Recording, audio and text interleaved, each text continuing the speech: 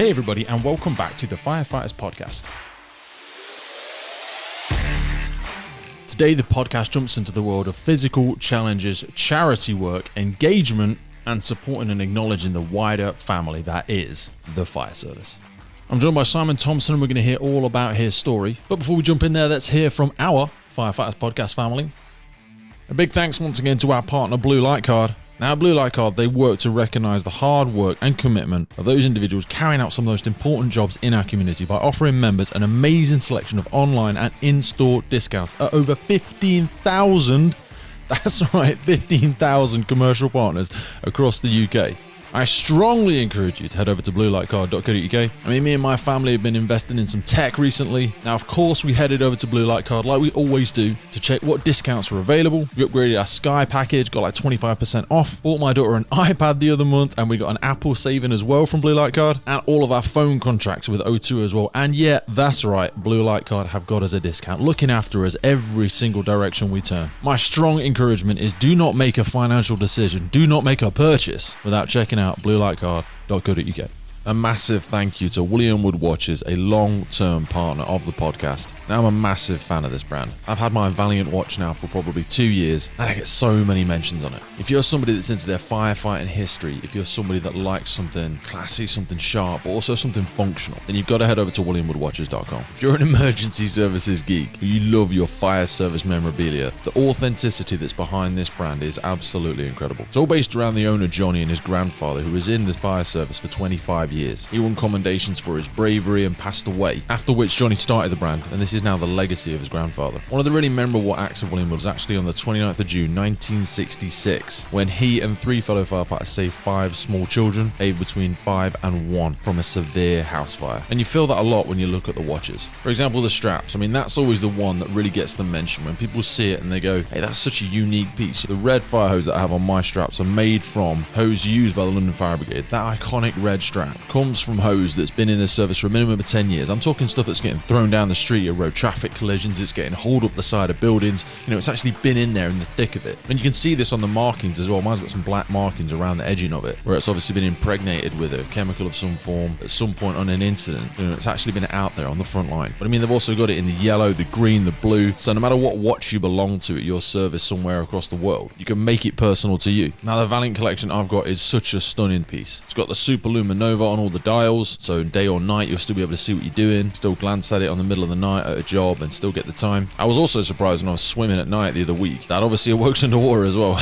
Even down to the small things. You glance on the side of the watch, you've got the British brass firefighter's helmet. It's been sort of melted down and carved into the side of it. It's such craftsmanship. I absolutely love it. Bigger than all of that, it's just the story behind it. It's a perfect thing for a Christmas or a birthday gift for any firefighter or lover of the emergency services. It is the perfect gift. Now, I know I keep banging on about my Valiant, but they've also got the Bronze Edition, the Chivalrous, and earlier this year they brought out the Triumph collection. This one was an absolute game changer. A stunning timepiece. So head over and check them out. I think they're running a 10% discount at the moment, so get straight over there. WilliamWoodWatches.com, an incredible partner of the podcast. Also want to give a shout out to our media partners, the Emergency Services Times and the Emergency Services Show. We're also working in line with the Cheshire Fire Challenge and the British Firefighter Challenge. Competition's back on in the UK towards the end of 2021. All the details are in the notes for the show. And that's the names in the frames for today's episode, folks.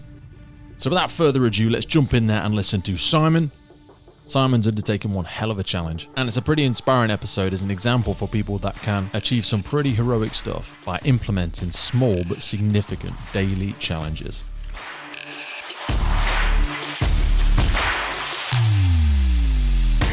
So let's jump in there and hear how he's done it. Buckle up for safety, ears up, eyes down, and I will see you on the other side.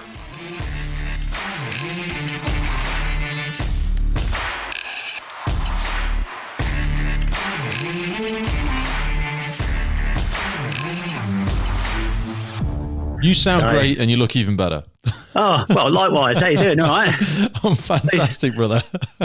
Good to meet you. Good to meet you. You have put a self-imposed, somewhat primitive, really nasty expectation on yourself. And I love it. And, this is where I suppose we'll come into the main part of the podcast, is that when I heard your story and when I heard what you're doing, it triggered, I've got like a really big, obvious physical torture button that probably stands out to the world. And when I see another just absolute savage like yourself punch that button, I've just like stand up straight and just point me in the right direction and press play. And this kind of speaks to what we were just talking about, in that coexistence of chaos and peace, and comfort and discomfort, and predictability, but also the unpredictability, how we feed those two wolves in our mind. So for anybody that's completely unaware, Simon Thompson, welcome to the Firefighters podcast, first and foremost. How is it, brother? Thank you. Cheers. How you doing? All right? I'm awesome, my man. You are Group Commander, UK Fire and Rescue Service, joined 2004. And during this crazy pandemic, you have set yourself somewhat of I would just say, this self-imposed crazy challenge. For a little bit of an introduction, tell people first and foremost why we're having our conversation today, and what it is you've set yourself to do. And you're looking pretty good for someone that's quite far the way through it when people are about to hear what you've been doing.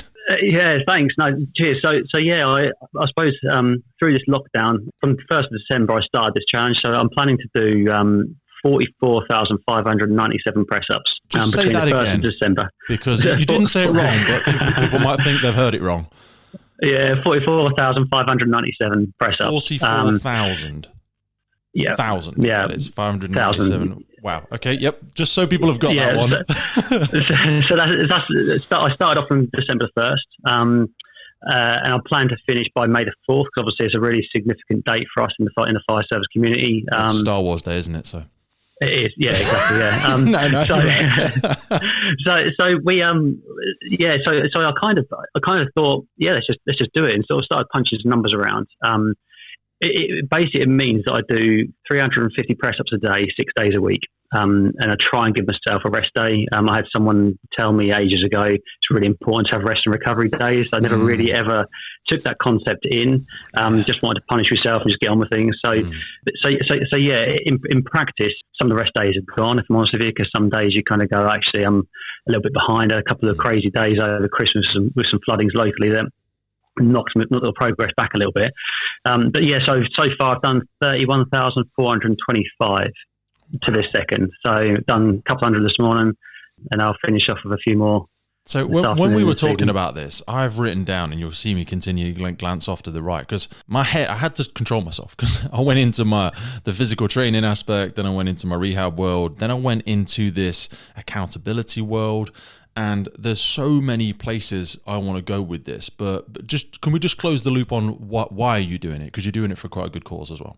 Yeah, so I'm doing it to raise money for the Firefighters charity. And I suppose for me, and we'll talk through, I'm sure, in the future, but I've got a long-standing knee injury that I suffered before I joined the organisation. And I knew that was going to need me to have some further operations on my knee.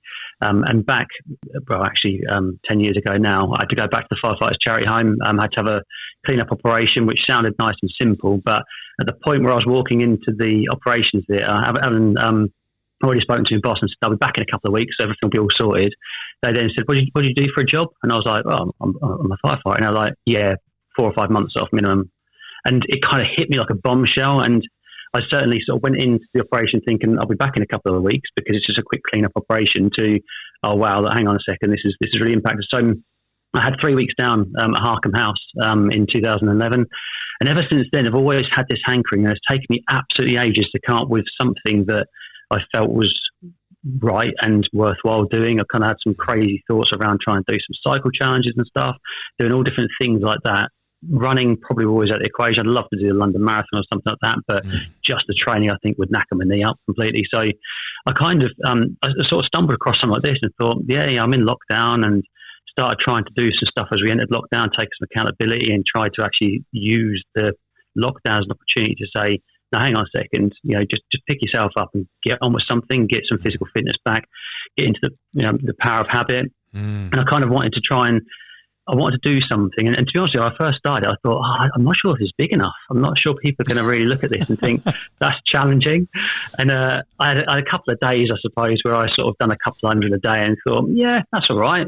a bit sore, but that'll be all right. And then just thought, let's just give it a go. And like I said, I wanted something. I'd read some stuff, Ross Edgley's book, Art of Resilience. I found it incredible reading. That's awesome, isn't it? Love Ross. It's a great read. I used to train at a university where I'm from. There's a couple of weird dudes, as I look back over the last 10 years now, that have actually emerged and gone on to do different things. But yeah, Ross actually used to train in the same gym as me. It's weird. Wow, he's an absolute beast. He's an absolute beast. And this is the thing, like reading through his stuff and sort of seeing what he'd done going around the country. I kind of thought, actually, it's just that kind of that relentlessness. And I kind of wanted something that felt a bit ridiculous and kind of felt, hang on a second, I'm going to be doing this for 5 months. And certainly my wife was like, you've got 5 months of this. What are you doing? And I was like, yeah, good.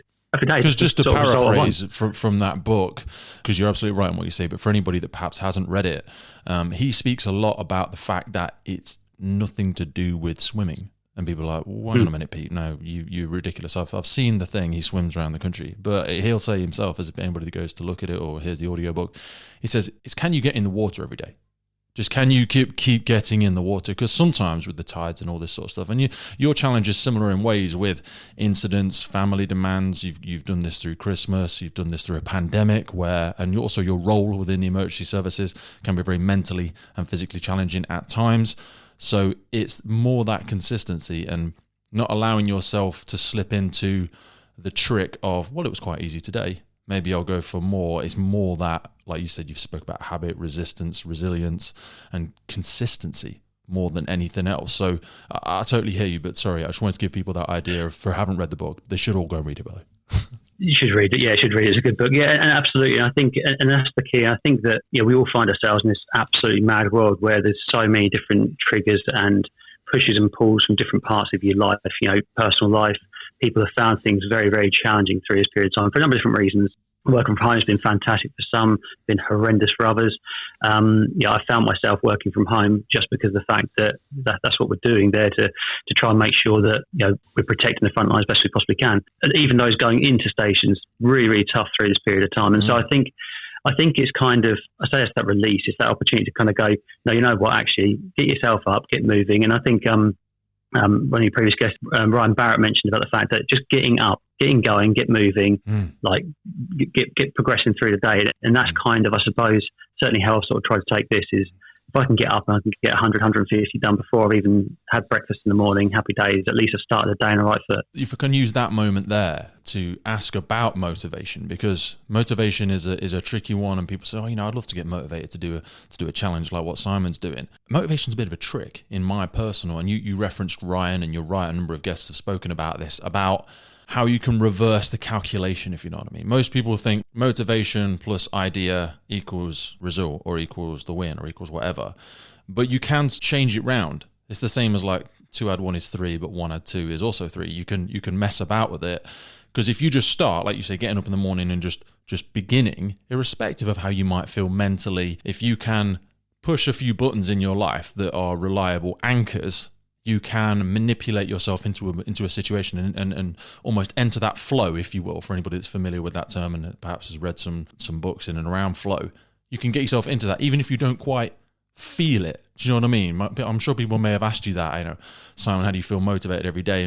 And sure, I imagine you don't, or do you feel motivated to do it every day? What keeps you doing it? No, yeah, you're right. You don't. Certainly some days you kind of go, oh, God, here we go, back to it again. And to be honest with you, you kind of get niggling injuries and stuff, niggling pains and stuff throughout it all. And I think that, it's funny because everyone said to me, you could be like the size of a hench at the end of this. And it's like, it comes down to just resiliency of your body and just kind of consistency. And I think that, the motivation for me has certainly been a case of, I'm seeing some other people doing some fantastic stuff. The guys from neighbouring county, my old county, Suffolk, doing the longest ride this year, Land's End, or John O'Groats Land's End. You see people like that, and you click online, you see people doing things, and they jump onto their bikes every single day. And I think it's just a case of taking some motivation from people like that and actually saying, if I can get up, even if I don't hit my 350 for the day, if I've got 100 done or I've got 200 done, okay, I won't take myself too hard. I'll go, okay, that wasn't right today. Pick myself up tomorrow, start again. And I think it's about trying. For me, it's about trying different things. Certainly through lockdown, I used to do loads of stuff late at night. You find people in the gym like 10 o'clock at night and all that sort of stuff. I think, sort of flipped it all around and actually doing some stuff in the morning and trying things at different times of the day. And for me, that's really worked. You know, apparently just get myself up in the morning, going, okay, I'm going to have an hour to myself just to get some emails done, get in the gym, do a few press ups, get going, go out for a run, and then go and get the little ones out of bed. In my view, it's kind of, I think it's just trying different things and find what works for you as an individual, because it's different for everyone, isn't it? I think, and I say for myself as well, I've personally had a similar evolution to yourself. I used to, when I was much younger, I used to train at really ridiculous times when I was working a normal day job, and then I'd work as a door supervisor, which was a horrible time of my life. And then I'd go and train after that in a 24-hour gym, and this would be like 2-3 a.m., but after a long day. And then I would sleep until like 8 and then just rush in to get into work for 9 and do the whole thing again.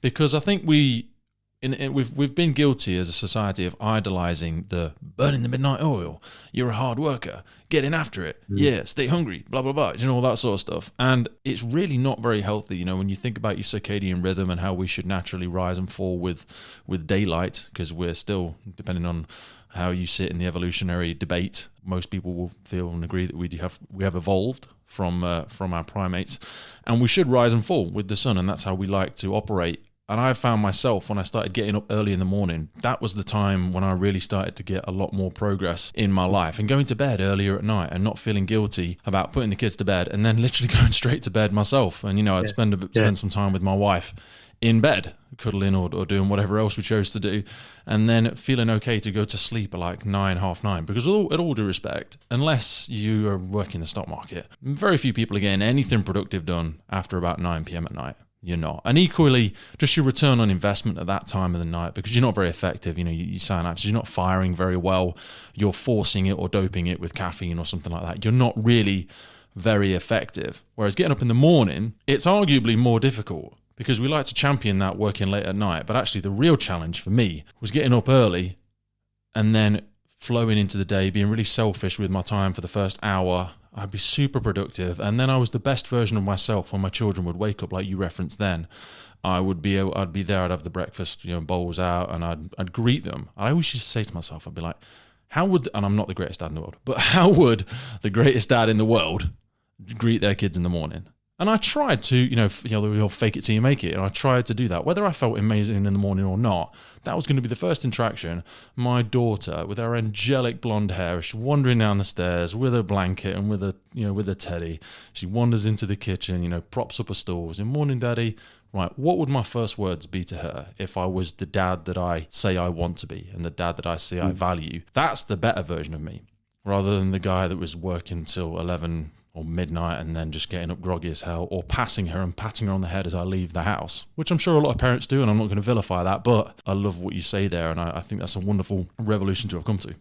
I think that's the thing. I think, that's been a big realization. It is power of sleep, and it sounds really strange, but yeah, I was exactly the same. Certainly some male bosses probably used to absolutely detest me at work sometimes, because I'd be the person rolling in sometimes late, you know, getting disciplined for it and that sort of stuff, because of the fact that you'd be up kind of, you know, trying to trawl through work, do stuff, you know, just watching mindless TV and stuff until God knows what hour in the morning. And I think it's not until, exactly as you said, you start looking at kind of the impact you start having on other people and actually trying to be the best version of yourself that day. And I think you've got to give yourself the opportunity to do that. And I think the only way you can do that is by trying to give yourself the time to rest, recoup, have some focus time for yourself, whatever that looks like. And some people decide to go out for a walk. You know, some people say, I just get on with some work. And I think, you know, one of my old bosses put me onto a lot of sort of reading sort of mind development books and stuff like that. And I found the power of mind exceptionally interesting. You start looking at things like focused work activity and focused activity generally is that, you know, actually an hour focused activity in the morning is probably better than 2 or 3 hours trawling through a load of rubbish at night time, just not on it. So yeah, I think it's been really empowering, I think is probably the word. I think over the course of lockdown, you just sort of try and make some different life choices. I want to scroll back in our conversation and sort of double click on, you mentioned opportunity, which is a very personal and uncomfortable word for some people. Certainly people that have perhaps spoken about this period of time as a great opportunity. Some people have difficulty with that only in comparison to how other people may term this time as the worst time in our existence. No one's ever faced a challenge like this. No one's ever at that. And some people have the self-awareness sometimes, not saying that others don't, but to term it as an opportunity. If you could expand on how have you managed to view this as because I agree with you, but I welcome that your interpretation of it may be different. How have you seen this as an opportunity versus the noise you mentioned about your family and some of the challenges they've gone through in business and stuff like that? And I've had similar. You're in the emergency services, you've got a family. How have you been able to manipulate this situation to take some wins from it? Because you've clearly had some wonderful wins in a very challenging time. Yeah, so I think fundamentally, I mean, we're exceptionally lucky, I think, aren't we, in emergency services, that we've been working through this, and that's been exceptionally hard. Sort of seeing some of the people out. I use the term in the real world. I shouldn't use that term, I suppose, but other people out there, people are losing their livelihood, people are losing their businesses, really struggling to get by. And I think that actually sometimes just to take a stock of that and think, hang on a second, we are in a decent enough place. We're still getting a wage come through every single month. Yeah, it can be really, really hard and really, really challenging. And I think certainly looking at things from an organisational point of view, certainly we've been on a very testing challenge in the service, in the fact that we're trying to. I remember just before lockdown, I was on station doing some assessments and might be on station. And all of a sudden, it's like you're in lockdown. I was like, I'll see you in a couple of weeks then, guys, because I think I'll see it back. And straight away, that then hasn't happened, and that's been really, really hard. But I think we've got a couple of ways of looking at it, and certainly from my point of view, and I think a lot of the services that I've sort of spoken to as well, we've sort of probably revisited how we do things. We were certainly pushing through loads of work, loads of meetings. And in my day job, it was just meeting after meeting after meeting, trawling around different parts of the organisation, exceptionally good stuff, and trying to get some really good wins for the organisation, really good stuff moving forward. But this has challenged us to think differently, and actually us doing things like virtual meetings, as everyone else has done, I think, across the country and across the world. You look at things in a completely different lens. And I suppose for me, it took 13, 14 hours of commuting out of my week, sorry. Yeah. And you kind of look at that and think, how do I use that? Because beforehand, was I getting into the gym? Not really, probably not, because that was the least important thing, I suppose. That I was just trying to get into work, get done, get back, look after the kids. Well, it feels like a selfish thing, doesn't it? Because it's really selfish. It's easy to believe that, well, only Simon's going to benefit from that. So how dare you? You've got priorities. You've got people that are relying on you. How dare you look after yourself? But is there an aspect of hypocrisy in that? I want to invite you to explore that, because you're obviously a leader in your role. You champion mental health, and a big part of that is physical health. How do you justify not seeing it as a priority? And I know you do see it as a priority now, but you referenced there about vilifying it a little bit, whereas self-care, yourself, is a really important thing. Yeah, definitely. I suppose it's the fact that, generally speaking, in the service, we're there for other people, aren't we? I think that's at the core of us. And I think that generally speaking, you kind of spend your entire career, your working life, wanting to do things for other people. And we then forget ourselves, we forget our own personal development at points, we forget our own well-being. And I think that, that you're absolutely right, touched on mental health. And, it's a really scary thought about how much difficulty people will go through in a variance. And I think certainly we've all been there. We've all had times and moments where things have been really, really hard. But for me, certainly tail end of 2019 was kind of in a bit of a rougher place, I suppose. And moving into 2020, where you kind of get to the position where everything just slammed, brakes went on, society just stopped. I think it gave you the chance, the opportunity to kind of go, I just need to refocus. And there was some stuff that started dripping through around this kind of, take care of yourself. And certainly I was sort of looking at things, and we alluded to it earlier on around, what's the best version of yourself for other people.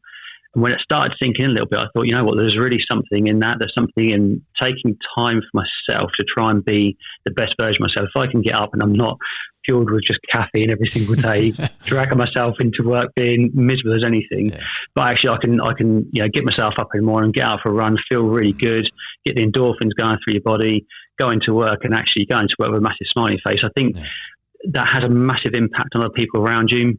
I think it's really important. It's really important to have that time to allow yourself to kind of, improve yourself and feel good about yourself before you start going into other environments. When you are there, you're more attentive. It's the difference between turning up and being present. Do you know what I mean? There's a very big difference. It's like when people say, "Oh, the lights are on, but nobody's home." You've showed up at work, but are you engaging? Do you know what I mean? And this is something I'm head over heels in love with. Hence for anybody unaware, we're obviously doing this over a Zoom call, but it's really important for me to do it over a Zoom call because I'm a massive advocate of practicing the art of communication. Active listening. Can somebody feel the empathy? Am I listening to them, or am I just waiting for my turn to speak? And what you say there about the self-care, allowing a better version of you to be present rather than just showing up, if I'm hearing you correctly, is so accurate. And again, it sort of echoes back to your analogy of time, having a 5-minute impactful conversation with somebody. And in your role, I'm sure you'll have had this where they'll say, "Hey, Si, can I just have 5 minutes with you after parade," or whatever. Those moments aren't about time as such. They're about intent and how do I want you to feel coming out of this conversation? I want you to feel listened to, and I want you to have faith that I'm going to take something you've shared with me in confidence and take action on it, or at least think about it and reflect upon it to give you a respectful answer like you've been listened to, versus just being there. Just being, "Oh yeah, I saw Simon today. He regularly comes in. He was here. I'm here all the time." Do you know what I mean? And again, it echoes back to children. People say, "Oh, you need to spend more time with your kids." No, you probably need to be present with your kids. And I'm not a bloody parent expert by any stretch of the imagination, but I'm not that interesting. I want to spend an hour or so with my kids doing something really interesting, because by then they'll be bored of me and I'll be bored of them. For me, it's about, if you want to learn how to communicate, I always say speak to kids, because the art of communication and brevity, and using 5 words, rather than 50. Otherwise, people just stop paying attention, stop listening to you. Yeah, exactly. I think that stuff, that sort of positive impact, on kids, and certainly I've seen it with my eldest. She's 2 years 9 months, and like seeing some of that kind of when you give some of that attention, you kind of got that better version of yourself. I mean, she started now asking to do workouts and stuff, and she says like, "Daddy, press ups, let's do press ups, do press ups." And I was thinking like, that's incredible, and it gives you that real warm feeling that I think, actually, hang on a second, there's a real positive impact. I haven't just sat there on my phone. We all fall into the trap of it, don't you? Sort of sit there scrolling through things on your phone. You think, hang on a second, I've not spoken to my daughter for a couple of minutes here. So I think that's been incredible. And they learn with their eyes, not just their ears. You know what I mean? And I have that so much. You stand at the school gates and I hear people, try your hardest, do your best. And, with the greatest of respect, the children have every right to turn around and go, are you trying your hardest, Daddy? Are you doing your best? Do you know what I mean? And that's not, we're not trying to vilify people. We're not trying to encourage people to, throw the baby out of the bathwater and say, "Oh, I'm not going to try anything if I can't be the best in the world at it." But it's relative to 100%. If you're giving your best version of yourself, I'm giving the best version of myself. The outcome doesn't really matter. Certainly when it comes to your children, just being there for them, but actually being there, not just being around, being present. Absolutely, yeah, and I think that's the key thing. I think it's giving them, it's giving them the opportunities, getting them to see that you're looking after yourself as well as looking after other people and them. And I think that's key, because otherwise, how can we ever expect them to look after themselves in the future if we're not prepared to do it ourselves? That's it. So I want to bring it back in, because I love where we've been there. That's been a beautiful little walk around the values of life, which is what I'm loving most about the Firefighters podcast, in all honesty, because it's not an accident that many people that arrive in this sector are desperately trying to rescue the values and morals that they hold close. And it's this value of association that we find ourselves around other people that hopefully share those values, and we try and lift them up and make them more of an expectation of society. But let's go back to the challenge itself. Now, a small reference from myself. I had a big injury with my chest about 7 or 8 years ago. I tore my entire pec major off, so my right-hand side of my body, I ripped the whole thing off. Well, I didn't rip it off. I actually tore the belly of the muscle. So without getting too technical, 2 ends to a muscle, ligaments, tendons, blah, blah, blah. If you rip it down the middle, the belly of the muscle is what tore with me. So it was quite a complicated surgery. Anyway, at the back end of that, I learned a lot about the pecs and the pectoral, a very thin, flat muscle, very, very delicate, very strange. We don't tend to use it very much, because when anybody thinks about developing their body, we don't tend to push away from us under a great amount of load. It's not part of your day-to-day activity. Your calves and your arms and your back can take a lot of repetitive strain because you already do it as part of the way we stand erect as the animals that we are. How have you balanced that? Because we spoke a little bit about the Ross Edgley consistency, art of resilience and all that sort of stuff. Repetitive strain and breaking down the muscle. You really needed to, and I imagine you have done, I'm interested to hear how, gone about this in a little bit more of an analytical way and not just allowed yourself to fall into the, get romantic about, I'm just going to go for it. I'm just going to get hard. I'm just going to beast mode it. And then, okay, now you've torn something out and it just becomes something you speak about from days gone by. How have you managed to keep going? What's been the ideas? So I think I tried to look into kind of anyone else that done anything similar at all. And there's some people out there that done some things over the course of a year and kind of built themselves up over a period of time. And one of the things that I was very, very conscious of is that if I'm just using this one muscle group and literally just push, I'm going to probably cause myself an injury. So I've been trying to do a lot of stuff, a lot of counteracting exercises, pull-ups, anything to do with pulling at all, just to try and do anything to rebalance and back out. And don't get me wrong, absolutely, I probably haven't got it right at points because there's been certain days that I've really got a bit carried away and gone, oh great, I'll go up to, I think 500 and something, 500 on one day. It was like the best day.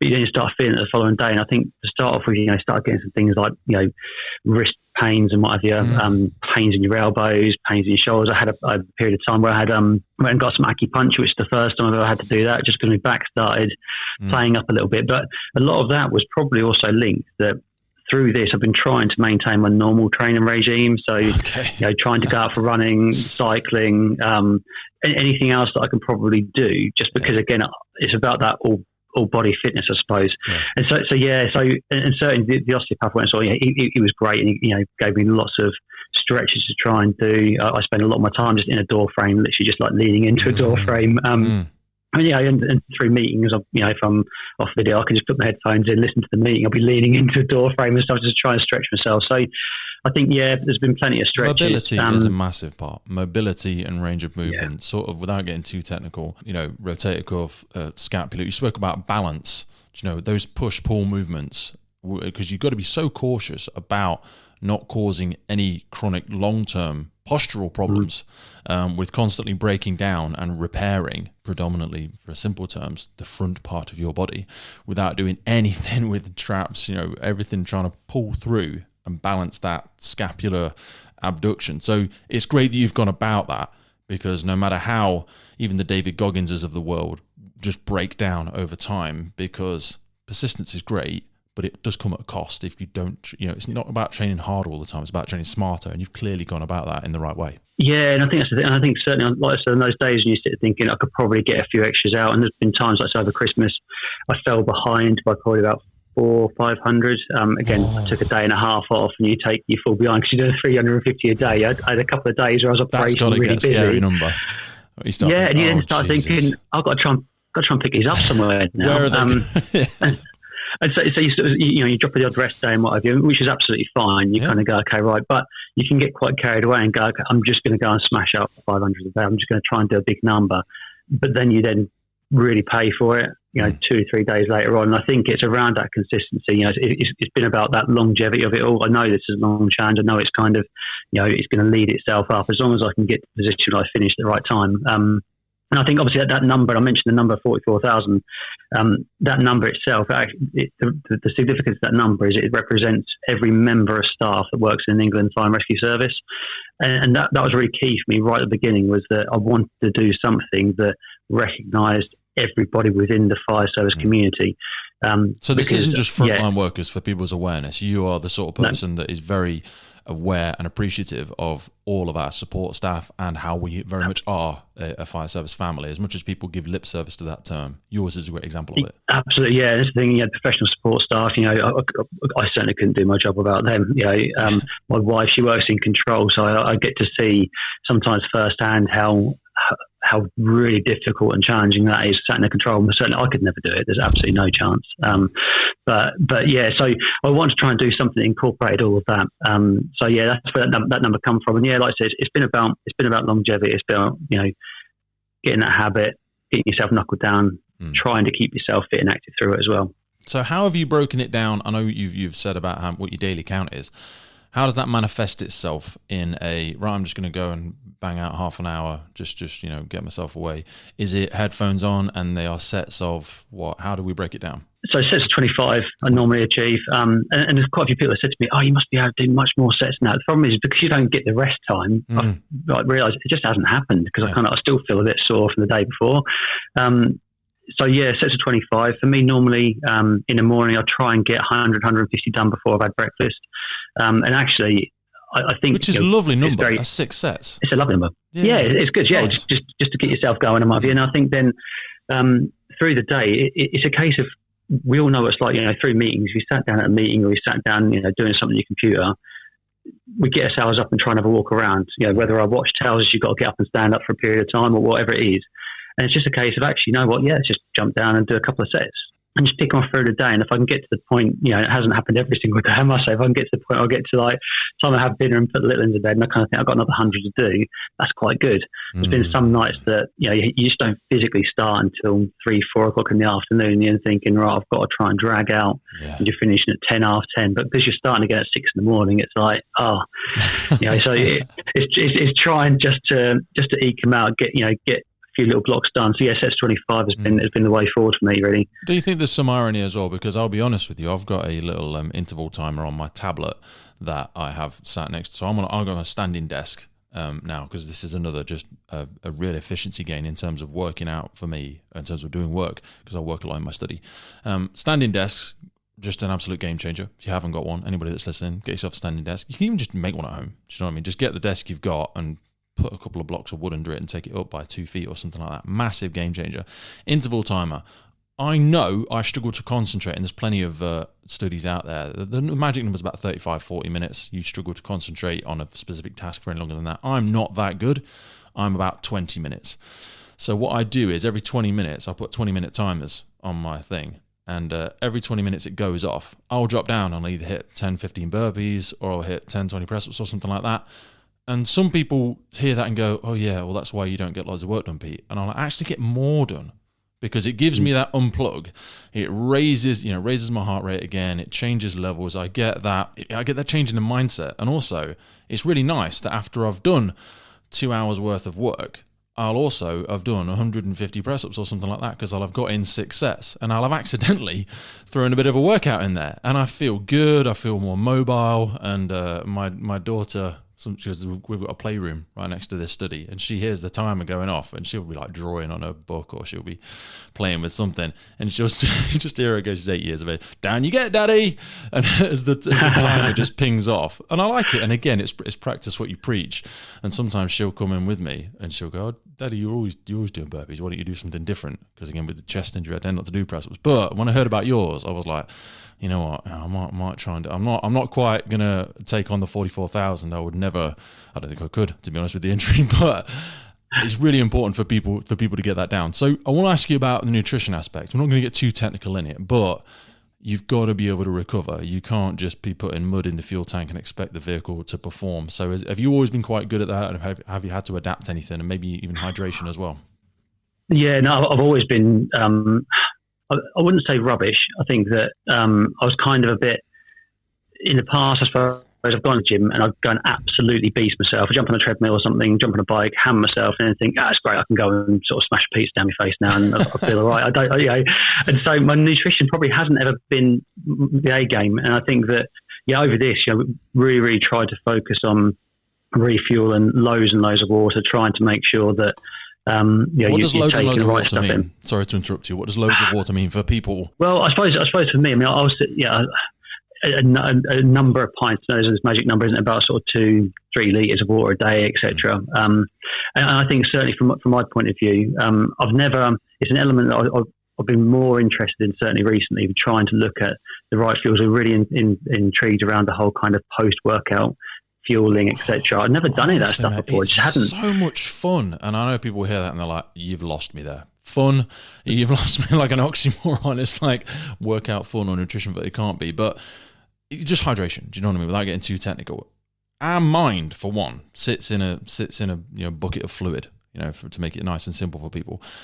water is the God-given source of life. Not God-given, but it's a given source, and it's free. It falls from the sky for free. People get up in the morning and they probably douse themselves in the shower with it. They'll stream some of it through a coffee maker. How often are people just picking up a glass of it and putting it in their face? And they go, yeah, but I've not really worked out this morning. Even when you've been lying in bed, you've been breathing out moisture all of the time. And it's kind of like, it's that chicken and egg thing. They're like, but if I drink more and then I have to wee more. And I'm like, yeah, but that's good. Do you know what I mean? I'll wee a lot and your body will adapt. Your bladder and everything adapts. But no, 3 litres is a minimum. When you start getting into it, and for people that say, I don't like the taste of water, electrolytes, a little squirt of lemon, a little bit of fruit in there. God damn it, avoid the sugars. Don't go for the squash. If you can, please, for God's sake. We've just been trained on instant gratification and sugary foods. It's really, really difficult for us. But hydration's been something you've been more conscious of. Yeah, absolutely. Yeah, hydrate. And I think certainly, this whole kind of sort of flip you down the head a little bit and get yourself up early in the morning. I think even just getting up, neck a pint of water before you go out into the garage, the gym, just to go and kind of do something. Just because I think that it just kickstarts your system, doesn't it? And it's been, nutrition wise, we've been certainly both of us been at home been trying to sort of look at what do we eat, how do we eat it, trying different things, and that's been another talk about opportunities in lockdown. Yeah. Again, let's just try different things. Get the cookbooks out again. Let's have a look to see what we can try and try different foods and see what else sort of takes your fancy, I suppose. It's not hard, You've just got to be resourceful enough. It's not the information has never been so accessible as it has been before. Whether if you've got a cookbook, Google's there and it will tell you everything you need to know. You'll even speak it to you if you want to get yourself a £50 Alexa or whatever. They cannot make it any easier for us. We just have to inject a little bit of desire, a little bit of resourcefulness. So you've managed to get a little bit more of a handle on the nutrition side of it as well. So how far through are we now? I know you mentioned it earlier, but I just want to recap. So 31,425 so far. I started sort of ticking through the services and what have you, a number of services that have sort of gone through. So it's just been my sort of little way, I suppose, of almost saying, okay, right, yeah, there's another service done. So I've been ticking through those. I aim to finish May the 4th, I've got a little idea in my head about trying to do a little sweet finisher just to kind of finish things off, because I think it'd be quite nice to do something that we're fruity on the last day. Trying to get that organised at the moment as well. That'd be awesome, because hopefully, we'll have a few more freedoms by then. So that'd be fantastic to see how you're going to kick that off to finish it.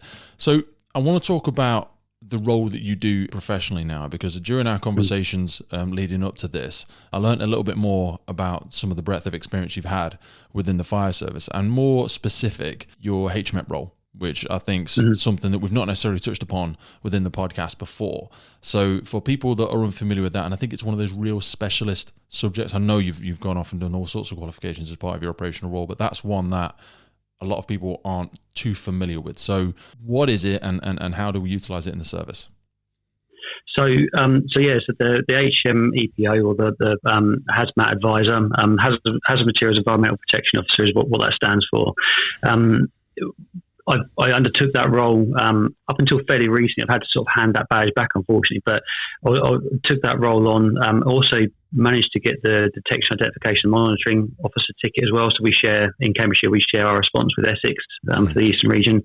And certainly the HAZMAT role, I think probably the best way is explained to me, just as we started the sort of 3-week course that we went on, was that we're a bit of a translator between the scientists that really know what they're talking about and the operational function. Yeah. And I was certainly one of those people. I've been involved with some HAZMAT incidents in the past, in my previous service, in my current service as well, where you kind of think, oh God, I just don't know what to do with this. And you kind of have this, we have this mindset in our heads all the way through that, it's gas tight suit, stand back, don't do anything, kind of, it's really dangerous. And we talk through contaminants, we talk through kind of going into a fire itself and actually the stuff that's in there. And might be that if you start looking at some of the figures, you kind of go, hang on a second, it's almost like a chemical incident itself at points.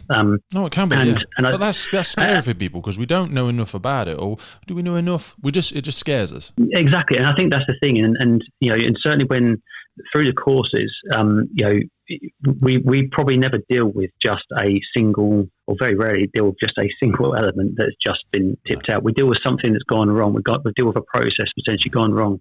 And the thing that I found really fascinating through the sort of HAZMAT, I suppose journey, but kind of learning that stuff is that I sort of went into it, and I was never really a science. I wasn't really enthralled with science at school, which I took more notice of. Honest with you, I absolutely wish I took more notice, but it always really interested me. And I think that there's some incredibly great minds out there. We've got some incredible reach back functions, and the HMA role is pretty much just to be able to say, okay, I'm hearing what you're saying there. This is what you're thinking about. This is what you're talking to about chemical reactions, about how that operates. I now need to put that into an operational context and advise the incident commander around, okay, I would recommend we think about this. And it's very much an advisory role. So yeah, I've really enjoyed that, and sort of linking that into the detection, identification, and monitoring world as well. That's been absolutely fascinating, kind of, playing with other different bits of scientific kit and kind of getting involved with different operations and different incidents that you probably would never have seen before. Do you see these functions becoming more or less of a significant part of the fire service? Because fires the amount of fires that we attend, certainly in the UK, in a great way, have reduced over the last decade and certainly a bit longer. And we've started to diversify in our role more and more. And both from a pandemic perspective, but also from a fire service at a large perspective, people speak about, getting back to the job, or this new normal that people speak about in various ways. I personally feel that the only sort of consistent that we're going to have now is change. Change is the only constant. We need to have that desire to keep learning and developing, both personally and professionally. Do you see the role of the fire service in the UK and at large? Do you see it diversifying further, or do you see us getting back to what most people would term as the old firefighter's role? I think we'll always diversify, and I think we have to. I think that's just the sort of face of the modern fire service. We're always going to have a number of different changes in society. You only got to look at the relatively short amount of time that I've been in the organisation. How the incidents have changed, how the perception of us has changed. Thinking back to when I first joined, I never really even thought about terrorist activity and things like that, and some of the other, awful atrocities that may happen. We're always going to have to diversify as a service, and I think, as you mentioned, as incidents are dropping off, and we look at different routes of our incredible prevention work and that we do. We can't ever lose sight on our operational arm and being able to say to ourselves, okay, right, we need to make sure that we're ready, we're prepared, we're happy with what we're doing, and take the HAZMAT world as an example. You don't get huge amounts of HAZMAT incidents, real killer HAZMAT incidents. When they do happen, eyes are on you. So you've got to keep yourself fresh. You've got to try and keep on top of those things and keep on top of the information coming out. And I think it's absolutely vital with training, with professional development. All of that stuff is so vitally important to make sure that we are ready to go at the drop of a hat when we do go out to those incidents. A lot of those roles that you spoke about there, from my own experience, and I welcome if it's different in other services, tend to be offered to people or expected of people when they reach a certain level in an organization. For example, station and or group area managers will take on a role of a HMAP or a tactical advisor of some form, or a fire inspector level 2 or something like that. Do you see a time when these skill sets are more open to wider audience in the fire service? Do you think, can you ever see a point where firefighters, because it's kind of recognizing people have different skill sets. We've referenced it already, the richness of the fire and rescue service is that we attract people at different stages of their life. I joined when I was 18, but people join in their 20s, 30s. One of my best friends has joined the fire service, and I believe he was in his early 50s, when he joined, maybe late 40s. He'll probably hit this and correct me, but he's a fantastic individual, and he's ran some very successful companies. For them to come into this world and have such a rich, diverse knowledge base, which we could all benefit from. And you see this a lot in the on-call and retained sectors. There's some incredible people in those sectors with some massive amount of knowledge. Yeah. But in the fire service, we're not necessarily great at recognising that. My question to you is, do you see any of that changing? And yourself as a leader, how do you encourage change? Because we're like, it's hard. We want to encourage change. People are scared of change, but then for people that have an appetite for it, there's a lot of barriers. I think it's about removing those barriers, and that's our job, because I think that it's very easy to say, that's what you've always done, isn't it? Okay, yeah, it's always been attached to rank. It's always been attached to this. I think that certainly, I've been very lucky, I suppose, certainly in this organisation that I'm in at the moment, that there's a huge focus on personal development. There's a huge amount of focus on kind of the right fit for the individual. So actually, if an individual has a real desire and inclination around a certain area, absolutely, we should celebrate that, and we should try and focus on that. We need to explore that more. We have to explore that further through professional discussions of individuals, career aspirations, planning people up, trying to prepare people for it, because I think otherwise you end up getting sales into a position where we react very late. So at the moment, I suppose my current position, looking after the protection department, I'm not a protection specialist. I find myself in this position and find it absolutely fascinating.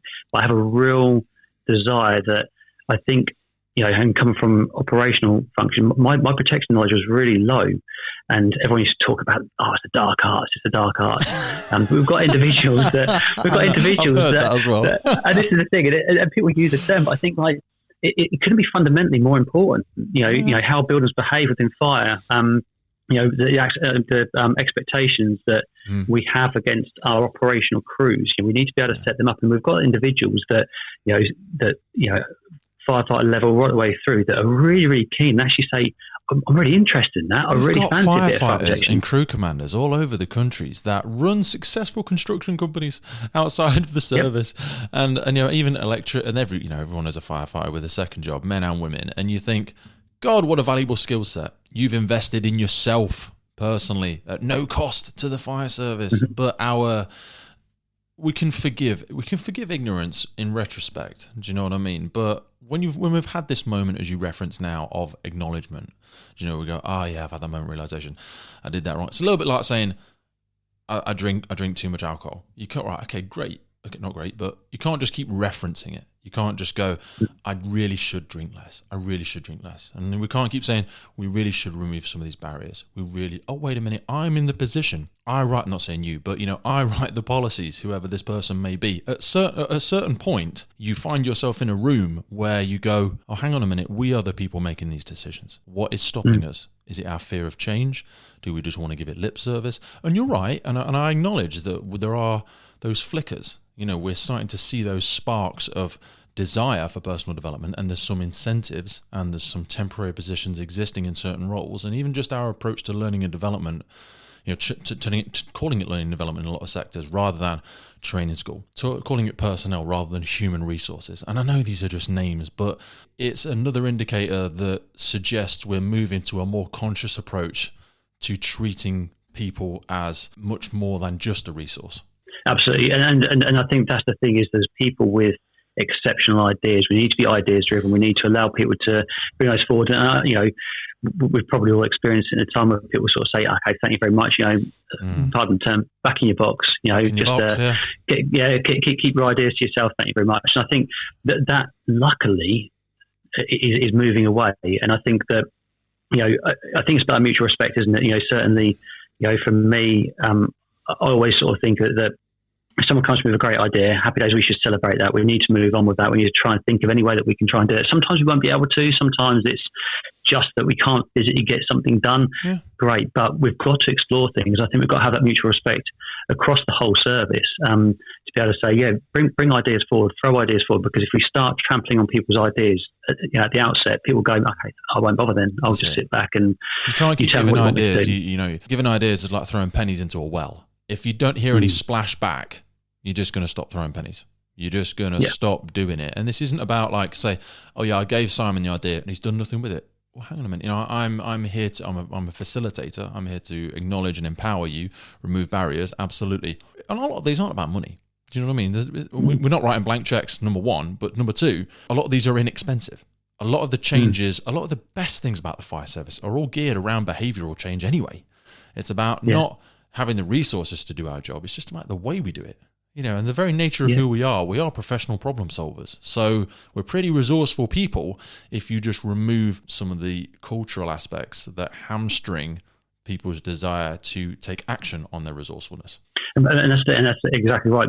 People are passionate about this job. People are passionate in their roles, and I think that the last thing we can ever do, but whilst we're in this sort of, I always sort of think, I'm holding the place. That's pretty much it. There could be loads of other people coming after me. Fire service was here long before us, and it'll be here long after.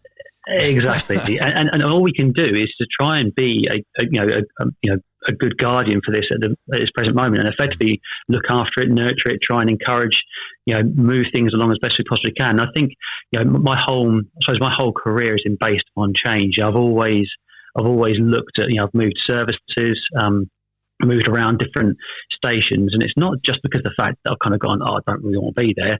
I've absolutely loved every single place I've been at, working with some incredible people, and I count myself very, very fortunate that I had some exceptionally great people when I first joined the organisation that sort of took me under their wing and taught me some of the real core stuff and core values of the organisation, and that continues.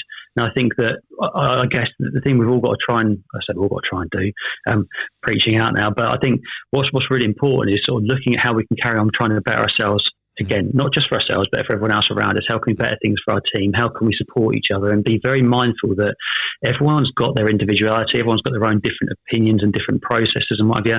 We've just got to be respectful for that and say, that's fine, absolutely. Sometimes we won't agree. Sometimes we'll have might have a Barney in an office and come out and go, yeah, it's fine. We've closed off. That's great. That's great. Let's get the conversation out. That's what we need to do. Well. Exactly. And I think that's the thing is, I think that I see it so much more, probably as a society now, we have more respect for each other and individuals. I think that really comes out.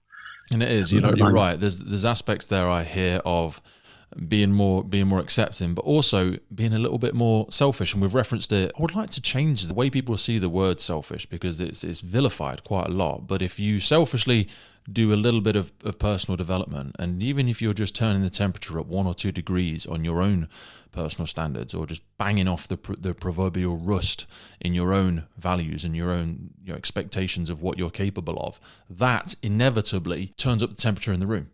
Do you know what I mean? If everyone just gets 1 or 2 degrees warmer, then as a collective, because as the emergency services, we are nothing but a group of individuals that can then collectively achieve something fantastic. But we all bring our own, even when we use the example of your role, HAZMAT or a DIM officer, it's no different than on a team. You've got the driver, you've got the incident commander, you've got the BA wearer, you've got the water specialist, you've got the techie, all this sort of stuff. But if we all just work on that 1 or 2% gain collectively, it's like that rising tide raises all the ships, because we adjust our standards. We all tighten the ratchet up one more click, and all of a sudden it's like the gears mesh. And that's when you see a team, all holding each other accountable. And it feels so good when you're held accountable to your own best standard, not held accountable to something unrealistic. That can be quite disengaging. But when it's something that you're capable of and that someone's got your best interests at heart, that's where you just, that's what people think of externally when they think of the fire service. And when I see wonderful teams in the fire service, that's what I see, is a group of individuals holding each other accountable, and they love it. They love going to work. And the place is no different. People say, it's rubbish at station, whatever. It's not at all. It's the people. The equipment is largely the same everywhere. The policies are largely the same. The pay outside of some massive cities doesn't really, but even in a massive city, it's relative to its economy. The difference is always the people.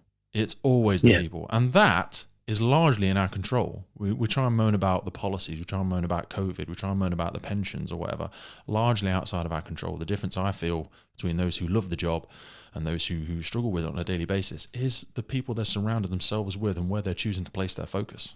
And I think you mentioned about control and mentioned about focus, and I think it's absolutely key. There's so many things within our world that aren't in our control, and it is completely about, okay, let's look at our own environment, and all the marginal gains, all the stuff that went through like Team Sky, and we didn't know the cyclist team, might be that, all this marginal gain, and I think that concept is incredible, and absolutely, we can always sometimes put ourselves under a huge amount of pressure. We need to try and achieve this yesterday. We need to try and get this done. We need to try and get that done. But I think that once you get that kind of mind, get that sort of team ethic, and certainly it feels that way. Like I said, in Cambridgeshire at the moment, where I'm currently serving, that people are just passionate. People want to come forward. They get in. They throw ideas forward, and it's about these little marginal gains. And it's like that's great. That's absolutely great. We need to focus in on that and say, yeah, it's great. Something was in your control, you want to try and change. Let's have a look at it. Let's try and see if we can dust it off and see what we can do. And I think now more than ever, it's so important, because when we think about onboarding people, what culture are they getting into? What is the temperature of the pool that they're getting into? Because I feel, and we all live in a little bit of a bubble, but I would like to speak on behalf of the UK.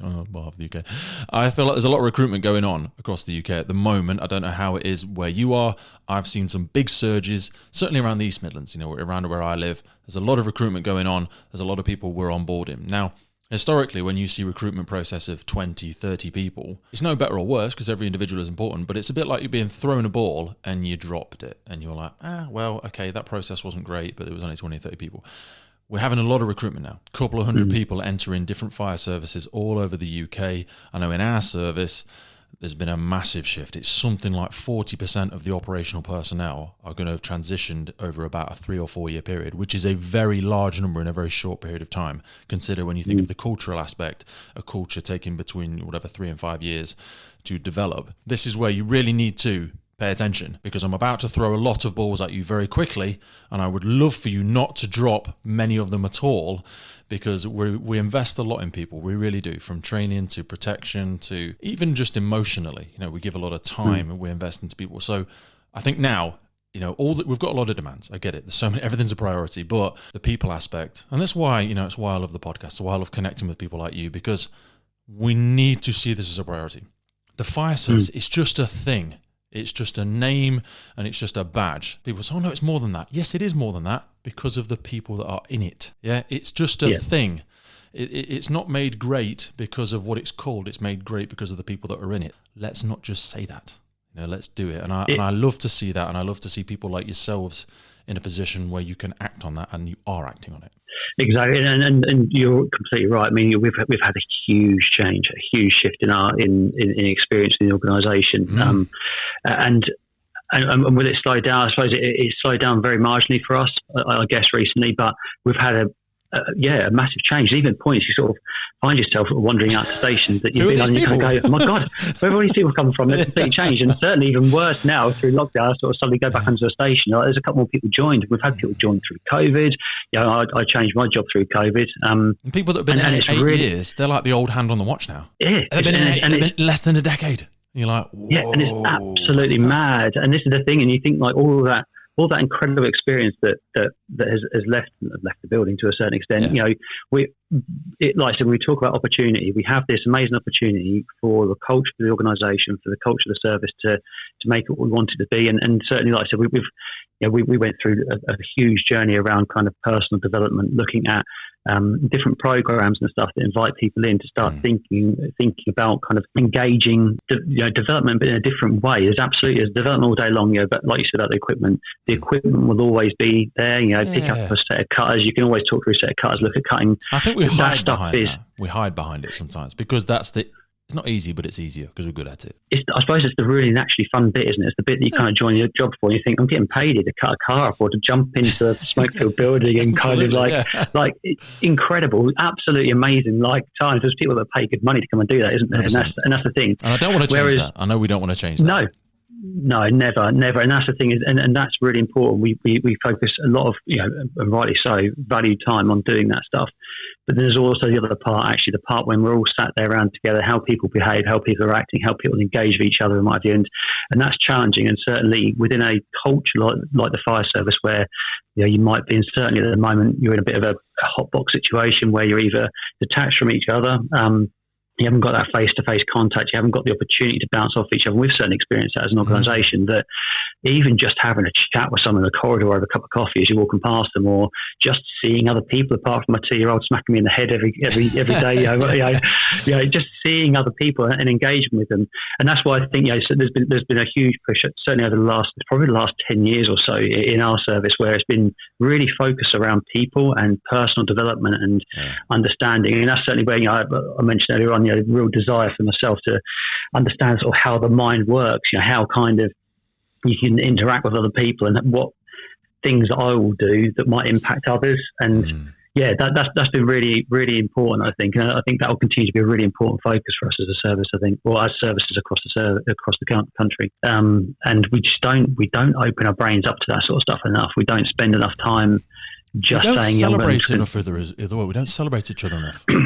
And that's what this is all about for me. People say, oh, fire service is great. Well, I love the team. Well, let's scream about it then. Do you know what I mean? Absolutely. Let's not scream about it. I'm not going, oh, you're amazing. No, you're amazing. Do you know what I mean? But Sabrina Hackney, she's not special. Do you know what I mean? And I say that with respect, because what I mean by that is Simon's story is interesting. To somebody, many people, your story will connect with them far more than him. Callum, when he spoke about having seizures and stuff like that and being told he could never do the job again. You being told, oh, you can't get into the Marines and I can't get into the fire service. How many people have been at that crossroads in their life and gone, I was going to be in the fire service once and then I hurt my knee. Oh, yeah, right. Well, so did Simon. And then he went, I would never say that. No. Do you know what I mean? I want us to recognise each other rather than going, oh yeah, I did overcome that, but it was nothing really. And I'm like, no, it is something, Simon. It's interesting. I remember, because the knee wasn't just the only thing, because I failed on my eyesight test when I finally got in, because they messaged us and said, because of national strikes, thanks, go and find another job. And I remember I was walking in, I went to join the RAF in the end, because I was like, okay, I'll go in the RAF medically. I was like, I want to go and be a pilot or something. They went, no, your eyesight's not quite there. I was like, oh, give me a break. So I was walking into the RAF office to sign up for like an intelligence unit. And I got a call because effectively I got told, I went for a medical. I remember at Specsavers, and literally the guy went in there and he said to me, he's like, okay, right, can you read this sign? And I've been like, resting my eyes for 2 weeks trying to get him right. And I was like, try and read for me. He said, okay, we'll put some glasses on. Okay, is it better without done this? And I was like, no, mate, I'm here for medical. And he was like, what's that for? I said, the fire service. And he was like, oh, sorry, we failed that. And it was devastating. I had 2 years waiting to get into the fire service. And they just pulled the plug on it. Done. And I remember I picked up the phone, and I was completely unprofessional. I picked up the phone to who became, I think, the deputy chief in Suffolk in the end, but he was a DO at the time. I picked him up and basically said, like, I'm getting into this service. You're not going to stop me. I'm coming in. And he was like, you're not. Go and get another job. And I kept ringing him every day. And I was like, please get me in. And he was like, no, you failed a medical. You can't come in. And eventually he said, look, sorry, just go and get another job, Simon. You're done. Yeah. And I was like, okay, cool. All right. And I got a phone call. It was actually funny. Ken C, who was the then deputy, said, because I sort of said, you've got a disparity. On call, you can be 612 vision, and the whole time you've got to be 6'6". Yeah. And I said, you're doing the same thing? I said, you talk about doing the same job. And I was like, so why can't I come in? Because I've got 6'7'5". And they were like, good point. In you come. And I think this is the thing. You want it enough, you're going to push yourself for it. You're going to go for it. And I think that, it's I find the whole thing fascinating. We touched on, didn't we, that you see some people come into services and you're a bit like, you've not given any thought to this. You've almost just kind of gone, oh yeah, fire service is quite cool, go and do that. You almost just want to say, go away. No, exactly. This is something really special to me. It's really special. Here, I'm going to share it with you. And they go, oh yeah, and they've dropped it on the floor. And you're like, that is really important to me. Exactly. But no, it's a fascinating time, isn't it? It's the thing. And that's why I think, this whole thing of sort of sharing different experiences, sharing different stories and what have you, because it's just like, oh God, everything's rubbish. And you then go, it's not. It's really not. We've got so many great opportunities, and I want people to hear it, and I want people to see it, and I want to celebrate and champion people that are willing to share their stories, so that the optimists don't feel so alone, and hopefully we can convert a few as well. Exactly. You know what I mean? Yeah, exactly. A bit of positivity out there, get people going along. But also, no, mate, I really do take your time and your words and your story with absolute respect. I want to finish by, and we've spoken a lot about recruitment now, I think it's a wonderful place to finish, because I wanted you to take us back by, why did you first join? And sort of, if you were speaking to the Simon of all those years ago, what advice would you give somebody entering the sector? Because like you said, there's a lot of people going for recruitment now, and what made you want to get into it, and what advice would you give? So I suppose for me, I originally wanted to go in the forces. I was, taking it right back. I remember 14 years old, a Royal Marine came into our school to kind of talk to us about joining the Marines. And funny enough, I taught at press-ups. It's exactly what he'd done. He came in and was just like, right, who could take me on for some press-ups? And again, there's a bunch of us who were like, yeah, come on in, mate, let's have it. And this guy was a machine, and we were just like, oh my God, in awe, absolutely in awe about and I think when you're sort of looking at, people that are really interested in fitness back then, that was like something triggered, and I was like, I'd love to go and do that. And certainly, my family, they were really supportive. And they said, you want to get yourself into a position where you can kind of, go into the forces, go into the services, go and give something back. And that was always something that I suppose I'd worked at from a very young age, trying to do things, doing things like first aid and all this sort of stuff, Yeah. And so, unfortunately, at the age of 16, I shattered my kneecap, which was my knee injury, and they kind of went, how did you do that?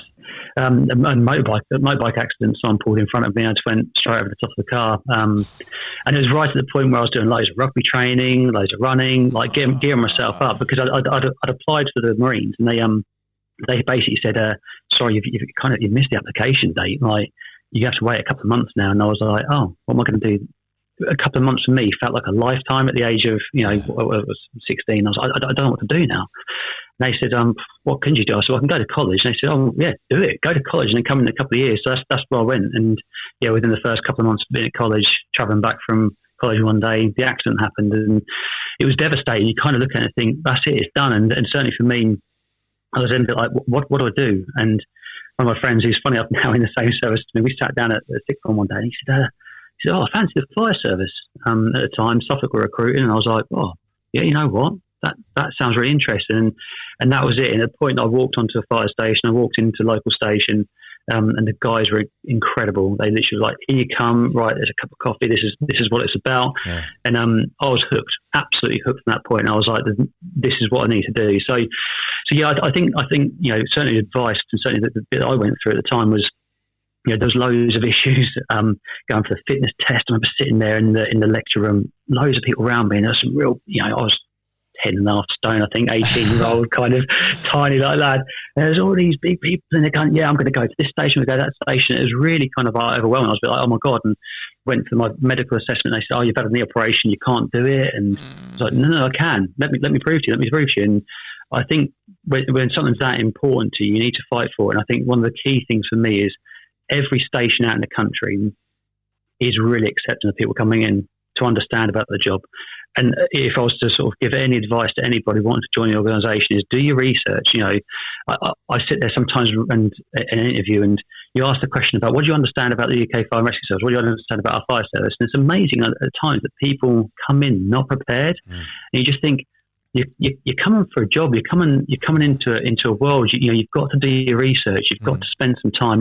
Go out to stations, speak to people, understand. It's not like you've got to send off for a prospectus, and it's not like you're applying for a really weird new thing that's a small company that's hard to. It's the fire service, for God's sake. Exactly. And this is the thing, and people love talking about the fire service. Anyone in the fire service will talk about the fire service. And so having somebody come in and saying, talk me through what you do. Talk me through, for me, what you're currently doing, what you're planning to do. Where's the fire service going in the future? Because certainly us, and all services, we're recruiting for people of the future. We're recruiting for people that are going to carry on the organisation and the incredible reputation that we've got as a service for years to come. So you kind of got to prepare yourself to go into that environment. So I think it's really important. And even if you're not the sort of person that likes to sit and read, or you feel like you can't travel, there's apparently some amazing podcasts out there now that you can learn a lot about. Yeah, exactly. This thing, tune into the podcast. You get the odd weirdo on there who's doing thousands of press ups, but other than that, it's pretty insightful. It's pretty educational stuff. Yeah, exactly. There's so many ways for people to learn stuff. Is the point I make. Some people are, I'm not really much of a reader, or I struggle with social interactions. I'm like, look, if you're resourceful enough, you'll find a way. Books, videos, YouTube. Go and see somebody. If you're more of a kinesthetic, like you say, go to a station. Even social distancing aside, you can still put a mask on and wave from a distance and ask, or ring them up. Do you know what I mean? There's so many ways to learn. Yeah, exactly. And this is the thing. And I think it's using the opportunities to kind of prepare yourself for it, because even things like you go on a walk, like you said, you mentioned the podcast.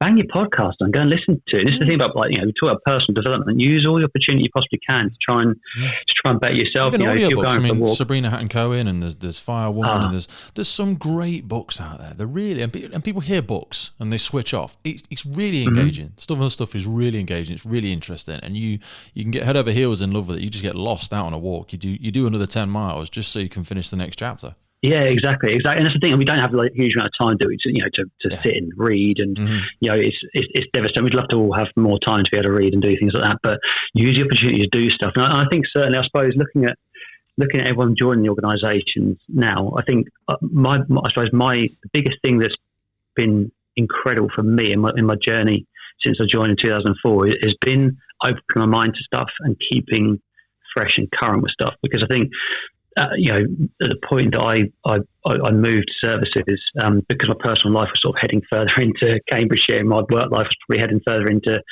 Suffolk, I had to make at the time the real devastating choice to move.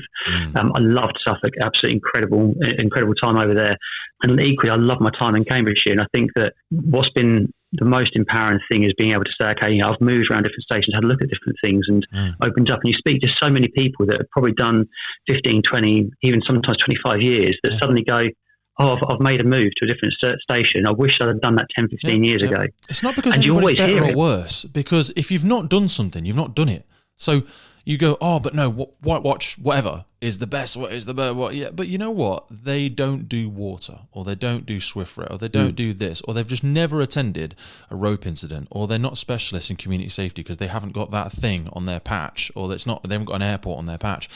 And don't be so, like you say, closed-minded that your little bubble is the best bubble to be in. It's a really great bubble. It's fantastic. It's full of really rich, gregarious, interesting people. And so is the next station. Do you know what I mean? They will, not because they're better or worse, but they have just attended incidents that you will have never been to. Absolutely. And I think it's really important to, if you can, if you feel happy to, and if your life allows, because some people, I absolutely understand, moving locations and stuff, very, very challenging. You can't do it, but wherever it allows, try and open yourself up. Try and seek mentors, seek coaches. What probably one of the best piece of advice that someone said to me, and actually at one point it was almost enforced upon us: you will go and get a coach, you will go and get a mentor. But I've got a coach. Actually, I've got one for about 4 years, and people say, "Oh, who pays for that personal development?" I pay for it. If I leave the fire service tomorrow, it's still going to benefit me. It benefits me as a person, me and my family, everything I do. Absolutely, and I think it's imperative that you seek out those things, both internally and externally of the organisation. Again, I had an external coach that I've been working with relatively recently, and it just opens your mind up massively. You just look at things from a completely different point of view, and even from we digress, but even from the point of view of this whole rest and recovery thing. Again, we're all at 100 miles an hour. Even when your days off, you sort of pick up your computer, doing a bit of work email, doing this, doing that. And it's like, actually, it wasn't until someone sat down and talked to me about how elite athletes will train around rest and recovery. You kind of go, oh, hang on a second, put that into your day life, put that into your normal practice of your life. And I'd never have got that unless I had an external coach. It's just not to beat yourself over the head. You can't see the picture when you're in the frame. You're just so busy running around in circles. It's hard to lift your head up and get that view, and also to know that you never arrive. There's no surprise that even people, as you move higher in organisations or even in sport, we reference a professional athlete. Professional athletes have coaches, and you go, well, I don't need a coach. I'm at this level in the organisation. I'm at this level in my sport. I'm at this level in life. I'm 40 years old. I should know it by now. Well, no, not necessarily.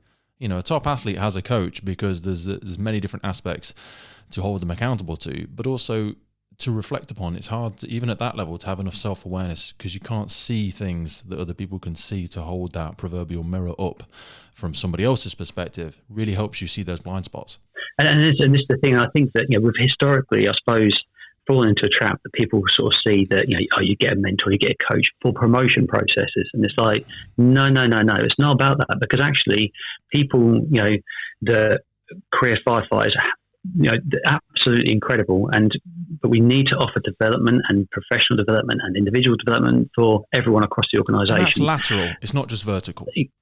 No, absolutely not. And it can't be, because otherwise it becomes very, very two-dimensional. You've got to be able to say, okay, no, we want to, and I think, again, talking through kind of, I suppose, words of advice is just around open yourself up to that. People sometimes box themselves in and think, oh, I'm just a firefighter. And I hate that term. I absolutely hate it. No one's just a firefighter. A firefighter is the most incredible professional individual you can probably come across. And you can either be incredibly professional with your job, or you can be not very professional with your job. And I think that, you have to open yourself up to that.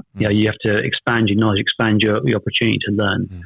And I've seen that as well when we speak about laterally, to just do a professional nod to people such as your partner as well, try and, if you get the opportunity to have a secondment, yes, non-operational, move out of there and get a wider understanding and appreciation, build connections with other parts of your services that tighten the threads between all of these, what can be silos, and all of a sudden the whole thing starts to move much more fluidly because we don't bash up against other departments so violently because we've got those connections. Take a 6 months secondment. Yes, get off the pumps for a second and go and do that and then come back. Or maybe, there's lots of ways to develop. It hasn't always got to be, well, I'm not going to do that as a group manager secondment. I need to promotion. Well, no, you need a bit more lateral development. And nothing's irreversible. And it's the thing is, you can quite easily go for a couple of months. Nothing's forever. No, exactly. And likewise, actually, some of the greatest development that I've experienced in the service is just picking up the phone to other people. There's professional support staff in different departments. I kind of go, I don't know what they do,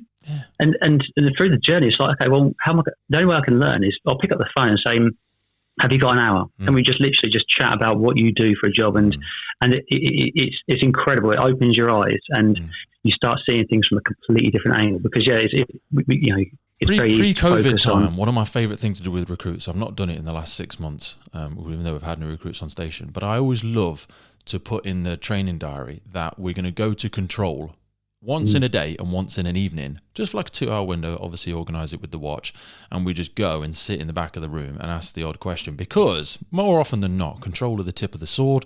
They know the latest operational procedures, they get the latest bulletins because they need to be able to act on correct, up-to-date information as soon as possible. And you learn so much because they're almost the pulse of the organisation. They're open, everybody's open 24/7, I get it, but they're there 24/7. Yeah. They ain't sleeping, do you know what I mean? And it's a great place. It's hard there as well. It's very hard, and I appreciate a lot of them have been in an even stronger lockdown than most people because we need to keep them all fit and healthy, as so we should.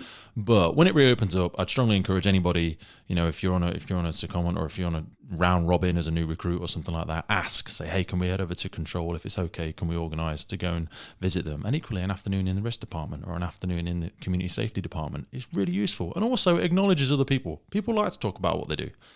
Give them opportunity to tap dance their intellectual capability and their own knowledge, because you will learn a lot and you'll build a great connection. And I think that's the only way that, we talk about changing the organisation. We've got a huge amount of change that comes down the pipeline still for us. We know there's going to be ongoing pressures, for the fire service for years to come, and that will never go away. And I think the only way you can truly get through that is by tying in together, and is by breaking down all the barriers. We talk about it a lot, and the term silo working comes in a huge amount within the organisations at the moment. And yeah, absolutely, we have to try and, whatever we possibly do, is to try and break that down, because when we start getting our understanding of what other people do, it strengthens your position. You start thinking, actually, we can do things in a completely different way to what we ever thought about, because like if somebody that's come into the organisation, we talk about the use of the resources we've got in the service. The services have got an unbelievable resource in the people, and we have to use it rightly. And as soon as you want to mobilise a change as well, as soon as that moment strikes and you need to mobilise a team, it is very, very rarely just includes you or your watch or even your station. You can mobilise quickly from across sectors because you've already invested the time. You've already invested in them. Yeah. Simon, absolutely. I've loved our conversation today, mate. That has been such a rich... We've covered so many things that I never envisaged we'd go to, and I feel really lucky and blessed that you've taken time away from your role in your family to be here with us today. A quick check-in and accountability. What count are we at today, brother? Count-wise, I'm at 200 for the day, and like I said, in total 31,425 to date. So I've got another 150 to get done today, or probably a little bit more, because I do have to try and catch up a little bit from last week. Half an hour worth of squats this morning. I've walked the dog, but not hit any press ups yet. I'm going to have to give it a little bit of go this afternoon. I'll wait till my daughter gets home, and then when somebody walks in, I'll be like 106. Sorry, baby, I was just getting a pump. I'll have it me later on.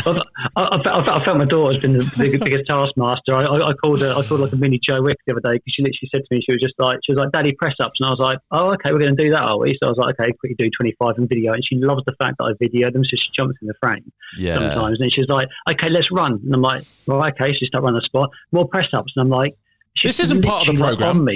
This isn't part of I was like, I'm on a rest now. I'm not doing any more. I've hit another 50 or 60, 50, 75. I need to rest for a couple of minutes. She's like, no, put more press ups. I'm like, oh, good on her. But you know what though? If she maintains that until whatever 17, 18, she'll be in great standing because of the influences and the examples you guys have set. Simon, thank you so much for your time today, brother. Please stay safe and sound. Send love to the family, send love to the team, and I really look forward to speaking to you soon. Likewise. Thank you very much.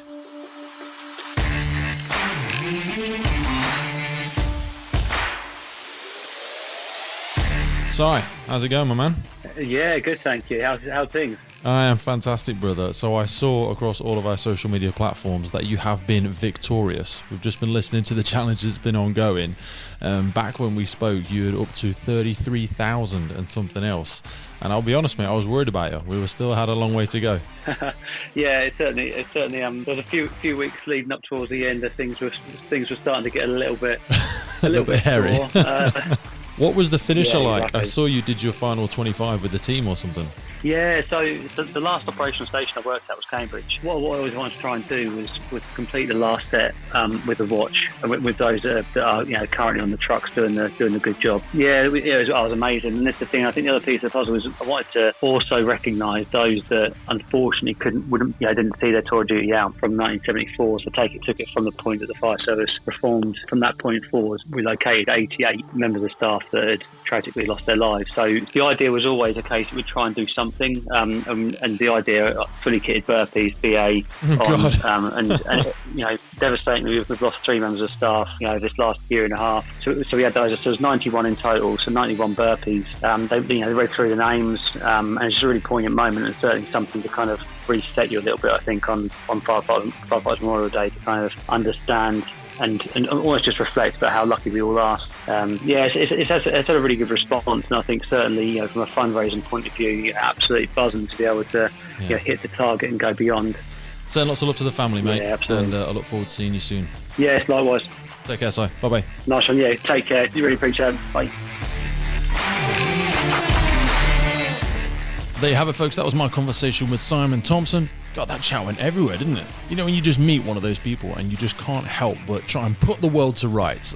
Now, neither myself nor Simon would proclaim ourselves to be an expert in any of the fields we've explored today, but hopefully you've taken some value from turning over those ideas, those dilemmas, those challenges that we face in the UK fire service. But let's not be naive. These are things I've no doubt exist all over the world in similar sectors. So hopefully if you are one of those serial optimists that's pushing for a little bit of change where you work, hopefully you've taken some motivation from today. Hopefully you realize you're not alone. Hopefully if you're a crazy optimist like we are, know that you are supported, know that you're not alone, and know that you are making a difference. All of the links and all of the details, the things we've discussed today, will be in the show notes, so have a look below. Be sure to jump on the mailing list so you hear about new episodes as soon as they come out, and also there's the odd little treat comes out as well from a sponsor, from a guest. It might be a nugget of information, or it might be a little gift from us. So jump on the mailing list. It's the first link in the show notes. Make sure you're the first ones to know when new episodes comes out, and you can stay at the forefront of the voice of the emergency services. Also, if you want to acknowledge Simon yourself and you want to show him your support, the donation, which we didn't mention too much about in the episode, that link is below as well. So if you want to donate to the great cause, if you think what Simon's doing is pretty intense and pretty challenging and you want to admire it, you want to acknowledge it, you want to support it, you can donate by the link below. If you think it's really easy, then I'd like to see you do it. I'm only playing with you. There's always a way to challenge yourself. So know that if you want to be the best version of yourself, find out that challenge and acknowledge and support those who are also challenging themselves. More important than any of that, look after yourself, develop each other, and hopefully today that's come in the form of this podcast. Hopefully you walk away a better person than you arrived. Hopefully you have an idea that you can go away and implement. Thank you so much for coming back to the Firefighters podcast. I do not take your time and your attention and your focus for granted. It is the one irredeemable asset, the time you've spent with us today. You are not getting it back, so hopefully you thought it was worth it. And if you do, then I know for sure we're going to see you back here real soon on the Firefighters podcast.